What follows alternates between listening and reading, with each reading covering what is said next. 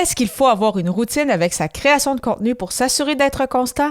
C'est justement ce dont il sera question pour ce 150e épisode des Médias sociaux en affaires.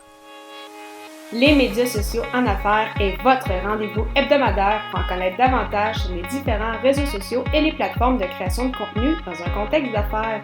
Chaque semaine, je, Amélie Delebel, répondrai à une question thématique qui vous permettra d'appliquer concrètement ces conseils pour votre entreprise. C'est parti!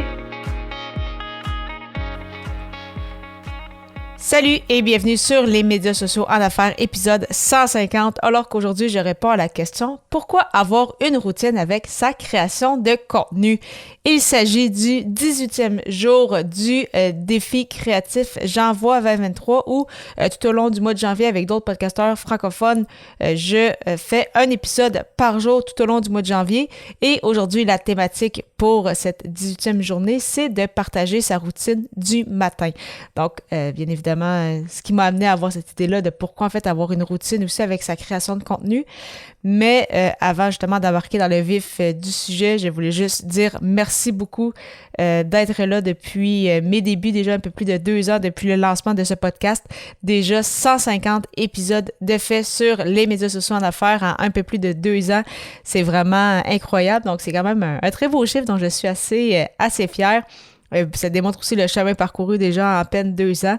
Bien évidemment, les 2 défis de J'envoie qui ont beaucoup aidé, puisqu'avec 31 épisodes pour débuter l'année, ça donne quand même un bon boost. Donc, c'est ça, une belle façon de se motiver pour débuter l'année. Donc, merci vraiment d'avoir été là avec moi depuis tout ce temps et j'espère que tu vas continuer d'être un auditeur présent aussi pour, bien évidemment, les prochaines années. Donc, pourquoi avoir une routine? C'est, en tout cas de mon côté, c'est sûr que c'est quelque chose que j'aime beaucoup. Il y en a peut-être qui aiment un peu moins les routines, mais quand même en avoir quand même une petite, donc c'est pas obligé d'avoir une routine qui s'étale sur des heures, mais vraiment en avoir une, c'est que ça permet de bien se structurer pour après ça mieux avancer. Donc, c'est pas nécessairement d'avoir une routine qui nous empêche certaines libertés. Oui, des fois, c'est sûr qu'il faut avoir une certaine flexibilité, mais au moins une routine, ça permet d'avoir un certain fil conducteur. Donc, que ce soit justement le matin, que ce soit avec ta création de contenu, que ce soit au travail, etc. Et en lien justement avec la création de contenu, c'est d'avoir une routine. En fait, ça te permet de planifier, c'est ça, qu'est-ce qui est mieux pour toi. Si de ton côté, tu le sais que tu es plus créatif le matin, eh bien, quand tu bâtis ta routine, quand tu planifies, c'est ça, ton horaire pour la semaine, pour le mois, etc. Si tu le sais que c'est le matin que tu es le plus créatif, bien dans ce moment-là, tu vas vouloir planifier des plages horaires dans ton agenda en disant, par exemple, bon, mais tous les mardis matins, de 9 à 11, je me consacre uniquement à ma création de contenu et vraiment, tu te bloques un horaire, c'est ça, dans ton agenda. Alors que si tu mets ça un peu n'importe où en disant « Ah, ben le seul moment dans la semaine que j'ai, c'est le jeudi à 4 heures », et tu le sais que c'est vraiment pas ce moment-là où c'était le plus créatif, soit il n'y a pas grand-chose qui va se passer là, ou soit ça va être très facile de juste se dire « Ah, tant pis, je vais passer... je vais faire autre chose, c'est pas grave, je ferai ça demain à la place » et finalement on finit par ne jamais rien faire et les pauses justement, que ce soit avec notre création de contenu sur les réseaux sociaux, notre podcast, notre blog, vidéo, YouTube, etc. On va juste complètement sauter cette semaine-là et parfois ça peut devenir, c'est ça, un peu un mauvais pli qu'on prend. De mon côté, la création de contenu, comme peut-être beaucoup de personnes, donc je sais pas si c'est ton cas, mais moi c'est le matin, c'est ça où je suis le plus animé, si je veux dire, c'est lorsque j'ai le plus d'énergie. Donc, je planifie ma création de contenu le matin, mais la fin de semaine. Donc, souvent, le matin, jour de semaine, je vais avoir des entraînements. Des fois, j'ai des rencontres ou des choses à faire pour le travail, justement, qui me demandent un peu plus de jus de cerveau, comme on dit. Donc, je me consacre bien évidemment un peu plus au travail la semaine. Et donc, la fin de semaine, j'en profite, c'est ça, pour avancer mes projets, dont bien évidemment ce podcast-ci que tu écoutes.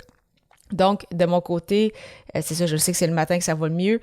Donc, je me planifie, c'est ça, des rencontres la fin de semaine parce que je sais que c'est à ce moment-là où je suis le plus reposée, où je me concentre, c'est ça, mes projets. Et j'ai décidé de prendre ce temps-là dans mon horaire pour faire cela.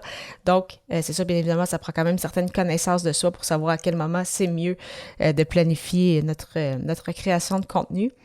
Et on parle justement que je suis un peu plus créative le matin. En fait, ma routine, justement, comment débute la journée, c'est sûr que ça peut bien évidemment varier. surtout si c'est l'hiver plus que l'été. Donc, l'été, c'est ça, je me lève un peu plus tôt puisque justement mon copain travaille aussi plus tôt.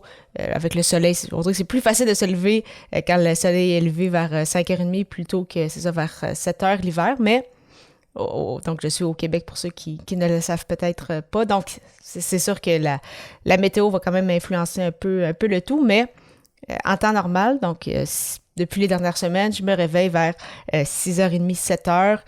Quand je me réveille le matin, j'ai faim, donc assez rapidement, donc je me prépare, je m'habille assez rapidement, je déjeune.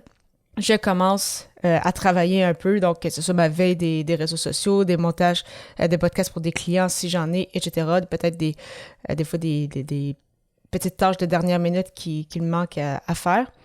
Souvent, après ça, vers 8h40, j'ai une rencontre d'équipe avec l'équipe de l'Académie du podcast. Et souvent, après, je vais faire mon entraînement, donc que ce soit au gym, que ce soit de la course à pied. Et bien évidemment, après mon entraînement qui prend en moyenne une bonne heure, je vais prendre ma douche. Et en même temps que prendre une petite collation, souvent, je vais continuer à faire un peu d'autres travail avant le dîner. Donc, c'est à ça que ressemble un peu ma routine du matin de l'avant-midi. De ton côté, à quoi ressemble ta routine du matin et comment y insères-tu ta création de contenu? Simplement me le mentionner en m'écrivant un courriel au amélie-delebel31 en chiffres @hotmail.ca. J'ai bien hâte de pouvoir échanger avec toi et au plaisir de te retrouver à l'épisode 151 alors que je vais répondre à la question: doit-on utiliser des effets sonores avec son podcast? À bientôt!